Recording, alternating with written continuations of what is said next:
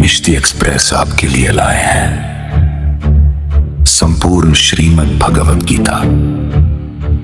इसी कड़ी में पेश है गीता का 9वां अध्याय, राजविद्या राजगुह्य योग।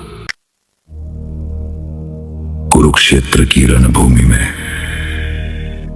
जब ज्ञान और रहस्यों की परतें एक एक कर खुल रही हैं, तभी योगेश्वर कृष्ण अर्जुन को एक ऐसे रहस्य से अवगत कराते हैं जो सबसे गुप्त है और फिर भी सबसे सरल। हे अर्जुन, मैं तुम्हें वो राजविद्या राजगुह्य ज्ञान बताता हूं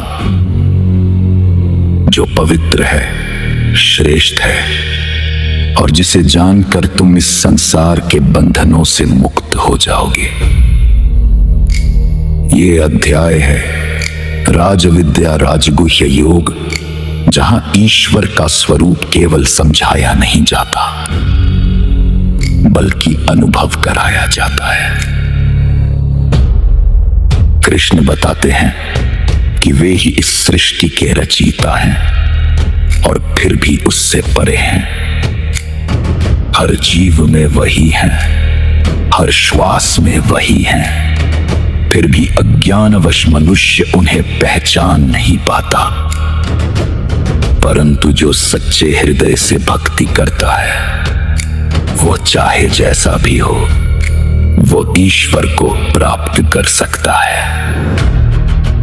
ये अध्याय सिखाता है कि ईश्वर दूर नहीं, वो तो हमारे भीतर ही विराजमान है। बस आवश्यकता है श्रद्धा, प्रेम और समर्पण की। आइए प्रवेश करें इस दिव्य रहस्य से भरे अध्याय राजविद्या राजगुह्य योग में, जहां भक्ति ही सबसे सरल मार्ग बन जाती है।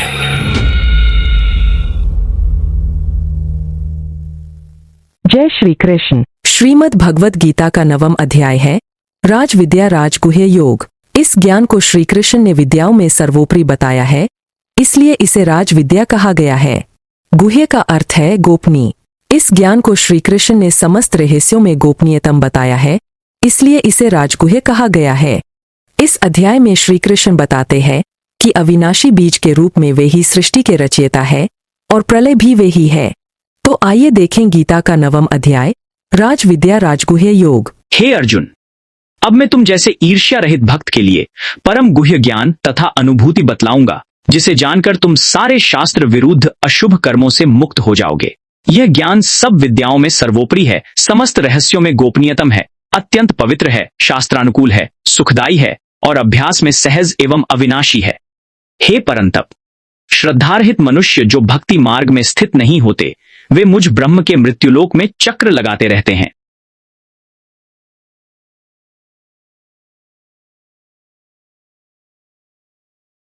अपने अव्यक्त रूप द्वारा मैं संपूर्ण जगत में व्याप्त हूं। समस्त जीव मुझ में हैं, किंतु मैं उनमें नहीं हूं। मेरे द्वारा उत्पन्न सारी वस्तुएं मुझ में स्थित नहीं रहती। मेरे योग ऐश्वर्य को देखो, मैं सृष्टि का कारण स्वरूप हूं। यद्यपि मैं समस्त जीवों का पालक हूं और सर्वत्र व्याप्त हूं, फिर भी मैं इस विराट अभिव्यक्ति का अंश नहीं हूं। जैसे सर्वत्र प्रवाहमान प्रबल वायु सदैव आकाश में स्थित रहती है, उसी प्रकार समस्त उत्पन्न जीव मुझ में स्थित हैं। हे कुंती पुत्र, कल्प का अंत होने पर सारे प्राणी मेरी प्रकृति में प्रवेश करते हैं और नए कल्प के आरंभ होने पर अपनी शक्ति से मैं उन्हें पुनः उत्पन्न करता हूं। मैं ही इस भौतिक प्रकृति का नियंत्रक हूं और संपूर्ण विराट जगत मेरे अधीन है। यह जगत मेरी इच्छा से बार बार प्रकट होता रहता है, मेरी इच्छा से ही अंत में विनष्ट हो जाता है। हे धनंजय, भौतिक जगत के ये सारे कर्म मुझे नहीं बांध पाते। मैं इन कर्मों के प्रति विरक्त और उदासीन रहता हूं। हे कुंती पुत्र, यह संसार परिवर्तनशील है। यह भौतिक प्रकृति मेरी अध्यक्षता में कार्य करती है और सभी चर तथा अचर जीवों की सृष्टि और विनाश करती रहती है। जब मैं मनुष्य रूप में प्रकट होता हूं तो कुछ मूर्ख मेरा उपहास करते हैं, क्योंकि वे मुझ परमेश्वर के दिव्य रूप से परिचित नहीं होते। ऐसे लोग मेरी मोहने वाली भौतिक प्रकृति की ओर आकृष्ट होकर राक्षसी वृत्ति और आसुरी स्वभाव धारण किए रहते हैं। इस मोहग्रस्त अवस्था में उनकी मुक्ति की आशा, सकाम कर्म तथा ज्ञान का अनुशीलन आदि कुछ भी फलीभूत नहीं होता। हे पार्थ, मोह से मुक्त महापुरुष मेरी दिव्य प्रकृति की शरण लेते हैं और मुझको सभी जीवात्माओं का उद्गम जानकर अनन्य भाव से मुझ अविनाशी का स्मरण करते हैं। ऐसे भक्ति योगी दृढ़ संकल्प के साथ मेरी महिमा का नित्य कीर्तन करते हुए मुझे बार बार प्रणाम करते हैं और भक्तिभाव से निरंतर मेरी पूजा करते हैं। हरे हरे कृष्णा कृष्णा हरे कृष्णा कृष्णा कृष्णा हरे हरे कृष्णा कृष्णा हरे कृष्णा कृष्णा। कुछ मनुष्य ज्ञान के अनुशीलन द्वारा यज्ञ करके अनेक विधियों से मेरे विविध रूपों की पूजा करते हैं, परंतु वे वास्तविकता में मेरे विश्व स्वरूप की ही पूजा करते हैं। वास्तव में मैं ही कर्मकांड हूं, मैं ही यज्ञ हूं, मैं ही पितरों को दिए जाने वाला तर्पण हूं, मैं ही औषधि हूं, मैं ही मंत्र हूं, मैं ही घी हूं, मैं ही अग्नि हूं और मैं ही हवन में दी जाने वाली आहुति हूं। मैं इस ब्रह्मांड का पिता, माता, आश्रय तथा पितामह हूं। मैं ही ज्ञेय, शुद्धिकर्ता तथा ओंकार हूं।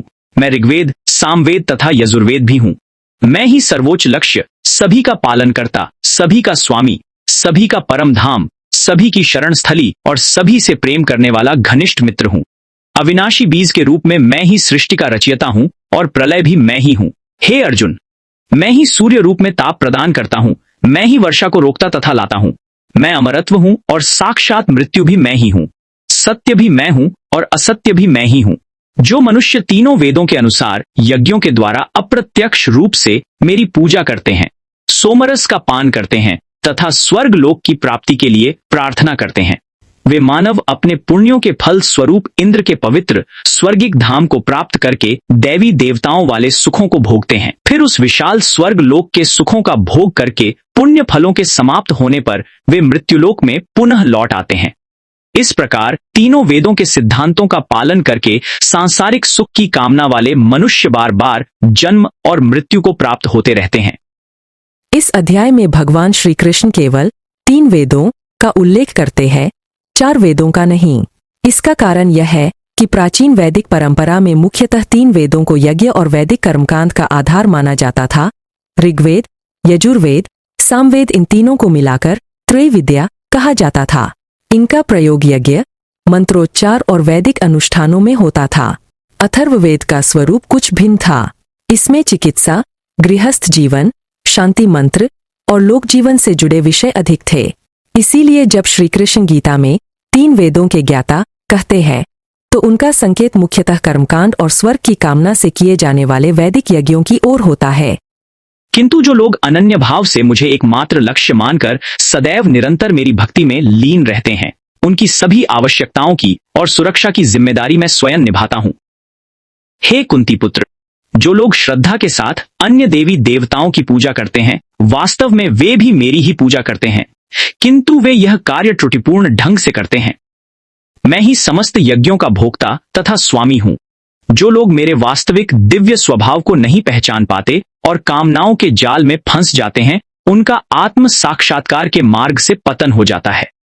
जो मनुष्य देवताओं की पूजा करते हैं, वे देवताओं को प्राप्त होते हैं। जो पितरों को पूजते हैं, वे पितरों के पास जाते हैं। जो भूत प्रेतों की उपासना करते हैं, वे उन्हीं के बीच जन्म लेते हैं। और जो मेरी पूजा करते हैं, वे मेरे साथ निवास करते हैं। यदि कोई प्रेम तथा भक्ति के साथ मुझे पत्र, पुष्प, फल या जल प्रदान करता है, तो मैं उसे स्वीकार करता हूं।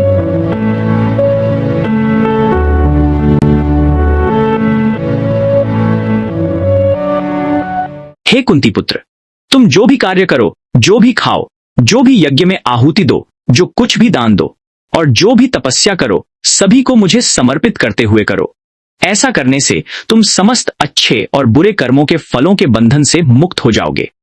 योग से अपने मन को परमात्मा में स्थिर करके मुक्ति प्राप्त करके तुम मुझे प्राप्त कर सकोगे। सभी जीवों के लिए मुझ में संभाव है।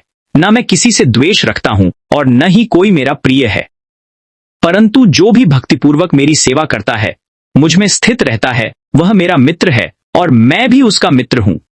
यदि कोई दुराचारी मनुष्य भी अनन्य भाव से मेरा निरंतर स्मरण करता है, तो उसे निश्चित रूप से साधु ही समझना चाहिए, क्योंकि वह संपूर्ण रूप से मेरी भक्ति में स्थित है। वह शीघ्र ही मन से शुद्ध होकर धर्म का आचरण करता हुआ चिरस्थायी परम शांति को प्राप्त होता है। इसलिए हे कुंती पुत्र, निडर होकर घोषणा कर दो कि मेरे भक्त का कभी विनाश नहीं होता है। हे पार्थ, जो लोग मेरी शरण ग्रहण करते हैं, वे भले ही स्त्री, वैश्य, शूद्र या किसी निम्न योनि में भी उत्पन्न होने वाले मनुष्य ही क्यों न हो, वे मेरे परमधाम को प्राप्त करते हैं। फिर धर्मात्मा ब्राह्मणों, भक्तों तथा राजर्षियों का तो कहना ही क्या है। इसलिए दुख से भरे हुए क्षणिक संसार में तू निरंतर मेरा ही स्मरण कर। तुम अपने मन को नित्य मेरे चिंतन में लगाओ, मेरे भक्त बनो, मुझे नमस्कार करो और मेरी ही पूजा करो।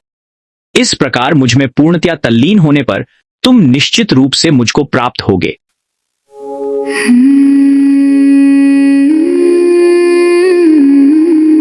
जो प्राणों के अंतिम क्षण में केवल हरि को ध्याता है, वह इस दुखमय संसार को छोड़ मुक्ति मार्ग को पाता है।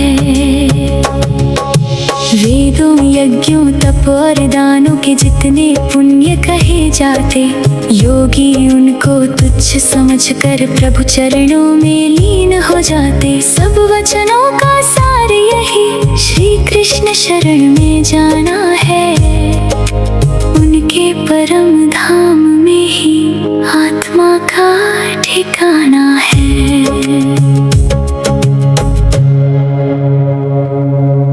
जय श्री कृष्ण। श्रीमद् भगवत गीता का 9वां अध्याय यहाँ संपन्न होता है। इस श्रृंखला की अगली कड़ी में हम देखेंगे श्रीमद् भगवत गीता का 10वां अध्याय, विभूति योग। इस अध्याय में भगवान श्री कृष्ण अपनी मुख्य विभूतियों का वर्णन करते हुए बताते हैं कि वे ही वेदों में सामवेद है, देवताओं में इंद्र है और संपूर्ण ब्रह्मांड उनके एक अंश मात्र की अभिव्यक्ति है। तो देखते रहिए श्रीमद् भगवत गीता केवल मिष्टी एक्सप्रेस चैनल पर। जय श्री कृष्ण।